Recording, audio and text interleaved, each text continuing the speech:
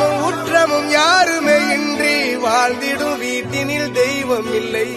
பாசங்கள் நேசங்கள் ஏதுமே இன்றி வாழ்ந்திடும் வாழ்க்கையோ வாழ்க்கை இல்லை. பிரிந்தே நாம் வாழ்கின்ற போது